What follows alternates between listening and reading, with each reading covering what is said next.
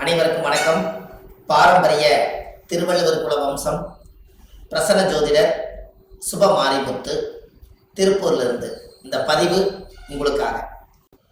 அவிட்ட நட்சத்திரத்தில் மாந்தி இருந்தால் எந்த கோவிலுக்கு போனால் உங்களுடைய கர்மவினை தீரும்?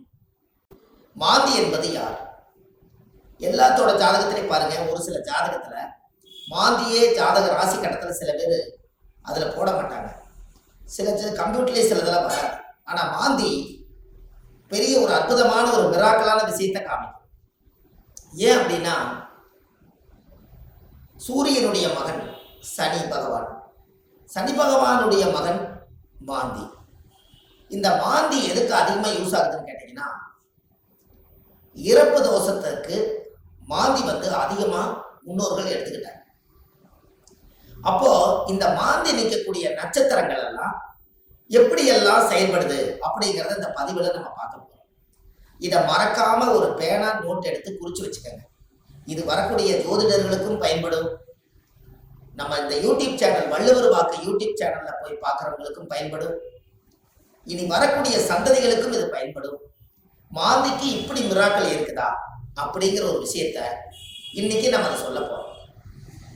இப்போ உங்க வாழ்க்கையில நீங்க தெரிஞ்சுக்க வேண்டிய விஷயம், இந்த மாந்திக்கு ஒவ்வொரு நட்சத்திரத்துக்கும் இந்த மாந்தி தோஷம் எப்படி உருவாகுது அப்படின்னா, அந்த காலத்துல குழுகன் நின்ற வீடு குட்டிச்சவர்னு சொன்னாங்க. குழுகன் நின்ற வீடு குட்டிச்சவர் அப்படின்னா குழுகன் நின்ற வீடு குட்டிச்சவர். அப்ப இந்த மாந்தி போய் எந்த ராசியில் இருக்குதோ, எந்த நட்சத்திரத்து மேல ஏறி உட்கார்ந்து இருக்குதோ, அந்த நட்சத்திரத்தினுடைய திசைகள் அவங்களுக்கு தோஷம் அடையுமா. அப்ப அந்த மாந்தி தோஷம் என்பது என்ன? இறப்பு சம்பந்தப்பட்டது. உங்களுக்கு ஒரு உதாரணத்துக்கு சொல்றேன். லக்னங்கிறதா உயிர், லக்னம் தான் உயிர். ஒரு மனிதனுக்கு ஒரு தாயுடைய கருவறையில இருந்து தொப்புள் கொடி அறுக்கும் நேரம் எந்த லக்னத்துல அவங்க பிறந்திருக்காங்களோ, அந்த லக்னம் எந்த நட்சத்திரத்துல கரெக்டா நிக்குதோ, அந்த நட்சத்திரத்து மேல இந்த மாந்தியோட தீட்டு தோஷம் அதுல இருக்கு. இது உங்களுக்கு தெரியுமா? இதை நீங்க கண்டிப்பா தெரிஞ்சுக்கணும். அப்ப லக்னத்தினுடைய மாந்தி பிரேத சாபம். மாந்தி என்பது இறப்பு. அப்போ அவங்க முன்னோர்கள் அந்த காலத்துல என்ன பண்ணிருப்பாங்கன்னா, ஒரு லக்னத்துக்குள்ள லக்னம் ஒரு ராசி கட்டத்துக்குள்ள 3 நட்சத்திரம் இருக்கு. இந்த 3 நட்சத்திரத்துல இப்போ ஒரு உதாரணத்துக்கு அசுவனி, பரணி, கிருத்திகை 1ஆம் பாதம், இந்த 3 மேச ராசியில இருக்குது. ஒரு உதாரணம். அதுல அசுவதி நட்சத்திரத்துல மாந்தி இருந்தா என்ன பலன், பரணி நட்சத்திரத்துல மாந்தி இருந்தா என்ன பலன், கிருத்திகை நட்சத்திரத்துல மாந்தி இருந்தா என்ன பலன், இதைத்தான் இந்த பதிவுல உங்களுக்கு சொல்ல போறேன். இது உதாரணத்துக்காக. அப்போ ஒரு நட்சத்திரம் அந்த ஜாதகத்துல நம்மளுக்கு கிடைக்க வேண்டிய நட்சத்திரம். அப்ப எந்த நட்சத்திரத்துல மாந்தி உங்களுடைய ஜாதகத்துல இருக்குதோ, அந்த நட்சத்திரத்தினுடைய திசை உங்களுக்கு தெரியும். உதாரணமா அசுவதி நட்சத்திரமா இருந்தா அவங்க கேது திசையில தான் அவங்க செயல்படுவாங்க. அப்ப ஜாதகத்துல எனக்கு என்னங்க அசுவதி நட்சத்திரம் கேது திசை நடக்குது, எனக்கு கேது அசுவதி நட்சத்திரத்துக்கு கேது திசை நடத்துறாரு, எனக்கு ஒரு பலனுமே நடக்கலைங்க அப்படின்னு நீங்க சொல்லவே வேண்டாம். அந்த அசுவதி நட்சத்திரத்துக்கு அதிபதி கேது இந்த மாந்தியோட சாபம் வாங்கி இருக்கிறதுனால அந்த திசை நம்மளுக்கு வேலை செய்ய மாட்டேங்குது. அப்ப அதை நம்ம சரிப்படுத்தினா தானே அது நிவர்த்தி ஆகும். அப்ப அசுவதி நட்சத்திரத்துக்கு கேது, கேது என்பது பாட்டியில பாட்டின்னு வருது. அப்ப பாட்டிக்கு ஈமகாரிய செலவு செய்யாம விட்டுட்டால், அந்த முன்னோர்களுக்கு ஈமகாரியங்கள் செய்யாம விட்டுட்டா, இறந்த முன்னோர்களுக்கெல்லாம் மூதாதிகளுக்கெல்லாம் செய்யாம விட்டுட்டா, இந்த நட்சத்திர சாபம் அந்த குடும்பத்துக்குள்ள போய் அந்த திசைக்கு யோகத்தை கொடுக்கறது இல்லை. அப்ப கர்மாவிலேயே மாட்டிக்கிறீங்க. அப்புறம் எப்படி மேல வரும்? அப்ப இதெல்லாம் அந்த காலத்துல முன்னோர்கள் குளிகை நின்ற வீடு குடிச்சவர்னு எதுக்கு சொல்லி வச்சாங்கன்னா, ஒரு வீட்டுல ராசி கட்டத்துல குளிகை நின்ற வீடு குடிச்சவர் சொல்லி வைக்கல. அவங்க சொல்லி வச்சதே குளிகன் என்ற நட்சத்திரம் அந்த வீடு குடிச்சவர்னு வச்சாங்க. அந்த நட்சத்திரத்தினுடைய திசைகள் யாருக்கு வந்தாலும் இந்த மாந்தியோட சாபம் அவங்கள துரத்திக்கிட்டே. ஒரு உதாரணம், லக்னத்து மேலேயே மாந்தி நிற்குது. ஒருத்தருக்கு லக்னத்து மேலேயே மாந்தி, லக்னம் என்ற நட்சத்திரம் எதுவோ அதுவே மாந்தி. அந்த மாந்தி சாபம் இருந்தா அவங்க என்ன ஒரு அனாதி பாடி எடுத்து அடக்கம் பண்ணுனா அவங்களுக்கு அந்த மாந்தி சாபம் நிவர்த்தி ஆகுங்கிறது ஒரு நூல். ஏன் அப்படின்னா, அந்த லக்கணத்துக்குள்ள மாந்தி பிறக்கும் போது ஒரு தாயுடைய கருவறையில இருந்து மாந்தி என்பது நிலையா இருக்கிறது, ஒரு ராசியில ரொம்ப நாள் இருக்கிறது. லக்னம் என்பது 2 மணி நேரத்துக்கு ஒரு லக்னம் நகர்ந்து வெளியில வந்துடும். கரெக்டா அந்த பிரசவமாகி இந்த லக்னம் போய் கரெக்டா மாந்தியோட நட்சத்திரத்துல போய் கரெக்டா அந்த லக்னம் உட்கார்ந்துட்டால் இந்த லக்னம் வந்து தீட்டாய் போயிடும். இதுதான் அதனுடைய பரம ரகசியம். நம்ம அவங்களுக்கு பாருங்க, அந்த லக்னம் போய் நின்ற நட்சத்திரத்துல போய் அந்த தீட்டு விழுந்துருச்சுன்னா முகமெல்லாம் மாறிடும். முகம் அவங்களோட தேஜஸ் இருக்காது, ஒரு இருளன்ற மாதிரி இருப்பாங்க. என்னமோ ஒரு தோஷம் அவங்கள தாக்கிட்டே இருக்கும். ஒரு செயல்பாடு சிறப்பா இருக்காது. எந்த ஒரு காரியம் எடுத்தாலும் தடை, வீட்டு காரியம் எடுத்தாலும் தடை, தொழில போய் ஜெயிக்கலாம்னா தடை, திருமண வாழ்க்கையில நிம்மதியா இருக்கலாம்னா திருமணத்துல திருப்தி இல்லை, குழந்தை பாக்கியம் பெற்றுக்கலாம்னா குழந்தைக்கு ஏதாவது ஒரு உச்சங்கள், பூர்வீகத்துல போய் வாழலாம்னா பூர்வீகத்துல முன்னோருடைய சாபம். இப்படி வந்து இந்த மாந்தியுடைய நட்சத்திர தோஷங்கள் உங்களுக்கு அதிகமான முறையில இது கர்மாவா செயல்படுது. அப்போ முன்னோர்கள் அந்த காலத்துல இதுக்கு எல்லாமே கோவில் வச்சிருக்காங்க பாருங்க. இதுதான் ஒரு ஹைலைட். இந்த ரகசியத்தை சொல்லாம விட்டுட்டா கடைசி வரைக்கும் உங்களுக்கு தெரியாமலே போய் ஒவ்வொருத்தருடைய ஜாதகத்திலையுமே எந்தெந்த நட்சத்திரத்துல மாந்தி இருக்குதோ அதற்குரிய கோவில்ல போய் சுவாமிக்கு தேங்காய் பழம் பூமாலை கல்கண்டு வாங்கி அர்ச்சனை பண்ணி சாமி கும்பிட்டு வந்துட்டால் உங்களுடைய அந்த நட்சத்திரத்தினுடைய மாந்தி சாபம் அன்றோடு அது நிவர்த்தியாது. அப்ப இது ஒரு பெரிய அற்புதம் அல்லவா? இப்ப நீங்க தெரிஞ்சுக்கணும். அப்ப அந்த கோவிலுடைய வரலாறு எங்க இருக்குது, அந்த கோவிலை நம்ம எப்படி கண்டுபிடிக்கிறது, இந்த கோயிலுக்கு போறதுக்கு வழிமுறைகள் என்ன, இது எல்லாமே நீங்க தெரிஞ்சுக்கிட்டா மட்டும்தான் அந்த வாழ்க்கை உங்களுக்கு கரெக்டா செயல்படும். அப்போ முன்னோர்கள் அந்த காலத்துல சூரியனுடைய மகன் சனி பகவான், சனி பகவானுடைய மகன் மாந்தி. அப்ப அப்பாவுடைய பேரன் தான் நம்மளுக்கு மாந்தி தோஷமா வர்றாரு. அப்ப அப்பாவுடைய சொத்து பிள்ளைக்குத்தானா, அப்பாவுடைய பாவம் பிள்ளைக்குத்தானே. அந்த கர்மாவில் இருந்துதான் உங்களால வெளியில வர முடியல. அப்ப இது மூலியமா தான் உங்களுக்கு கர்மா செயல்படுது. பாருங்க, உங்களுக்கு தாத்தாவோட சொத்து அந்த காலத்துல பாத்தீங்கன்னா தாத்தாவோட சொத்தை கொண்டு போய் வாழ்ந்து முடிச்சுட்டு உயிர் எழுதும் போது பேரன் பேர்ல போய் எழுதுவார். அப்ப சூரியனுக்கும் சனி பகவானுக்கு தொடர்பு இல்லை, மாந்திக்கு தான் தொடர்பு வருது. அப்போ அந்த ஜாதகத்திலேயே அப்ப மாந்தி என்பது உள்வினை கர்மா. மாந்தி என்பது முன்னோர்களுக்கு திதி கொடுக்காம விட்டுட்டீங்கன்னா அது நட்சத்திரத்தினுடைய மாந்தி போய் அந்த தோஷம் அடைஞ்சிடும்.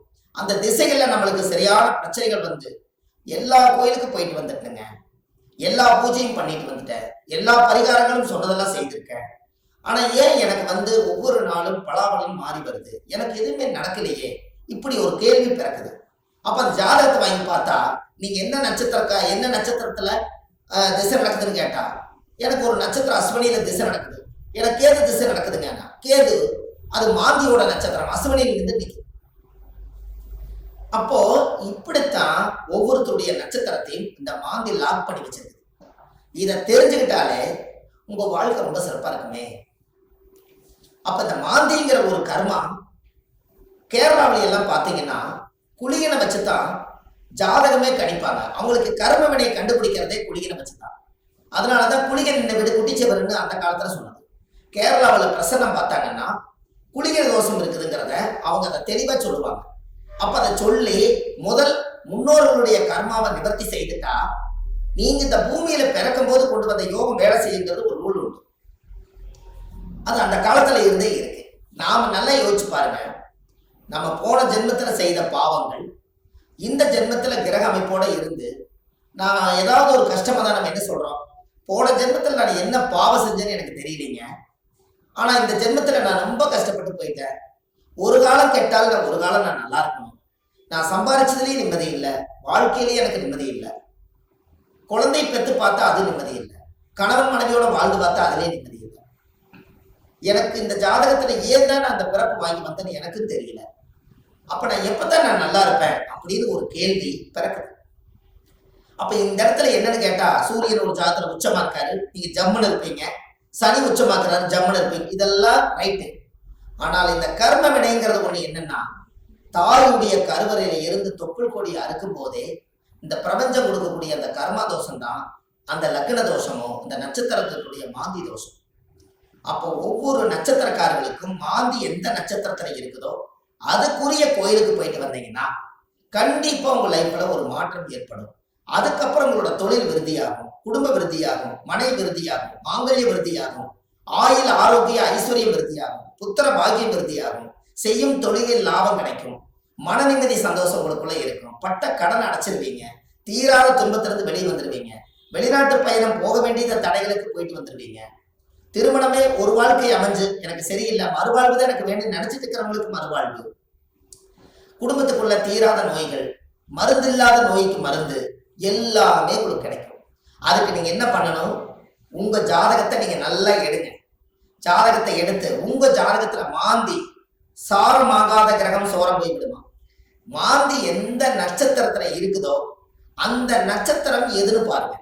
அந்த நட்சத்திர கோயிலுக்கு கரெக்டா நீங்க போயிட்டு வாங்க.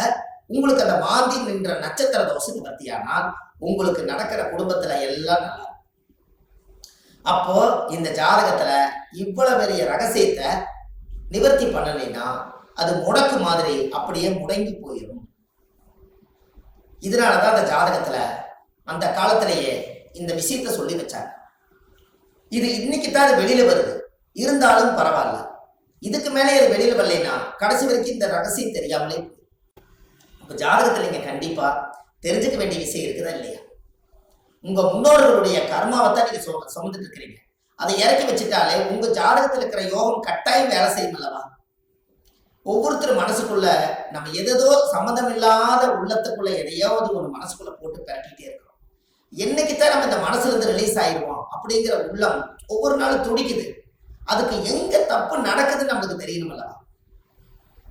திசை அடிப்படையில பார்த்தா எனக்கு திசை நல்லா இருக்குதுன்னு சொல்றாங்க, ஆனா மனசு சரியில்லை. நட்சத்திர அடிப்படையில பார்த்தா எனக்கு இந்த நட்சத்திரங்க, ஆனா இந்த வரைக்கும் நான் நல்லா வாழல. லக்கணம் நல்ல லக்கணத்துல தான் பிறந்திருக்குன்னு சொல்றாங்க, ஆனா லக்கண பிறப்புல நான் நல்லா வாழல. 9 கிரகங்களும் சரியான இடத்துல அமைஞ்சிருக்குதுன்னு சொல்லியிருக்காங்க, ஆனா இது வரைக்கும் எனக்கு 9 கிரகத்தினுடைய சூட்சமத்தினால நான் திருப்தி அடையல. அப்ப நானே கையூனி கரணம் பாஞ்சு வாழ்க்கையில வெளியே சொல்லாம ஒரு கௌரவத்துக்காக வாழ்ந்துட்டு இருக்கிறேன். நான் என்னைக்குத்தான் உண்மையா வாழுவேன் இப்படிங்கிற கேள்வி ஜோதிடம் பார்க்க ஒவ்வொருத்தர்களுடைய உள்ளத்திலே துடிக்குது. அப்ப இந்த வாழ்க்கைக்கெல்லாம் மாந்தி தான் பிரதான தோஷம், அதுதான் ஊழ்வினை தோஷம், அதுதான் கர்மவினை தோஷம். முடக்கு தோஷத்துக்கு அப்பாற்பட்டு 100 விதமான தோஷத்துக்கு ஒரே தோஷம் மாந்தி தோஷம். இந்த இறப்புக்கு மட்டும் ஒரு பெரிய தோஷம் என்னன்னா மாந்தி தான் இறப்பு. உங்களுக்கு ஒண்ணு தெரியுமா?